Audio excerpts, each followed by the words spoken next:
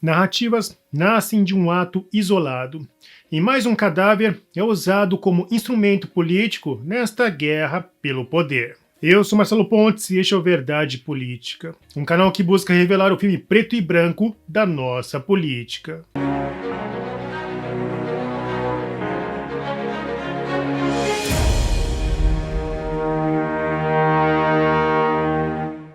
A violência não deve ser tolerada, independentemente do lado político. Porém, dentro de um contexto social e também político, algumas verdades devem ser ditas. A polarização faz parte de uma democracia saudável. O que de fato é nocivo dentro de uma democracia é a radicalização. Por uso político, a indignação foi transformada em discurso de ódio. O povo tem o direito de se indignar. Afinal, para muitos, é o direito à vida que está em jogo. O mundo passa por uma radicalização com características patológicas.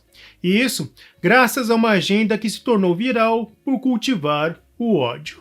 Políticos aprenderam a ganhar votos através da segregação social, mesmo que na prática não tenham mudado a vida destes grupos, mas sim o contrário. Nas agendas e discurso destes grupos, não há pautas construtivas, apenas destrutivas. A base das narrativas é: você está mal porque há um inimigo.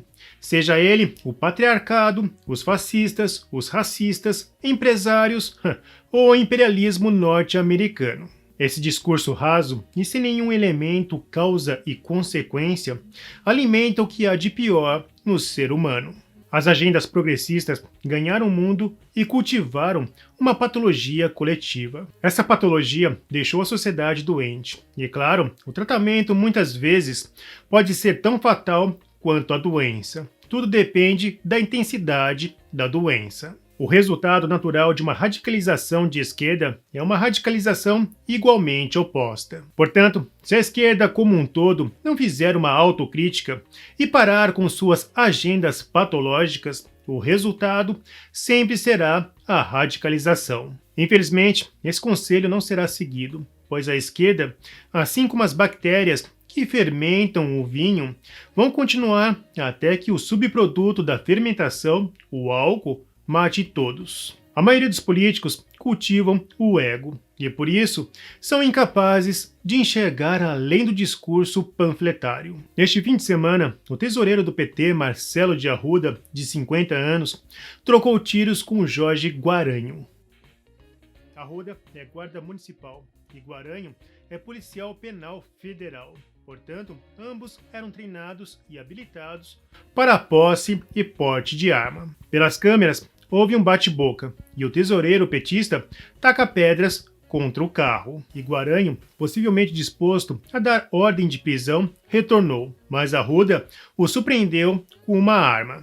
Há narrativas de testemunhas petistas, porém sem peso de provas. Esse caso, claramente isolado, não deve ser usado como instrumento político. No Brasil, morrem todos os anos torcedores em atos de disputa.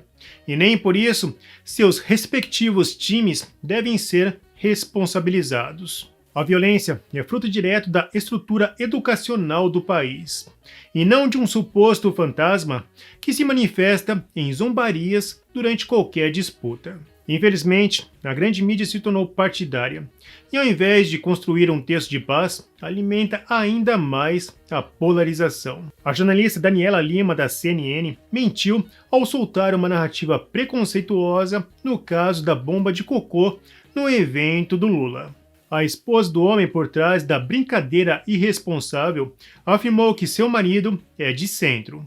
O influenciador Leandro Roxo foi no ponto ao descrever como nascem as narrativas.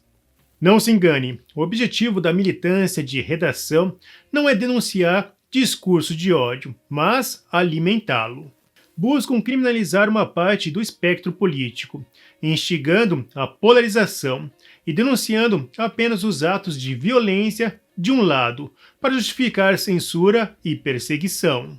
O posicionamento político pouco importa se for um caso isolado, diferentemente do caso Adélio Bispo, que foi defendido sem custo por advogados de ponta e com um histórico de defesas polêmicas. Inicialmente, alegou-se que a defesa de custo na casa de centenas de milhares de reais era uma promoção publicitária. Porém, a troca de mensagens com um dos advogados conta outra história. Na estranha conversa, é identificado que os advogados tiveram um financiador que esteve com Adélio na igreja. O pagamento em dinheiro vivo foi filmado, criando mais suspeitas sobre o caso. A violência não pode ser tolerada, mas temos que ter a sabedoria de diferenciar os casos de crime comum e crime organizado. Nas redes sociais, Bolsonaro replicou uma postagem de 2018. Independente das apurações, republico essa mensagem de 2018.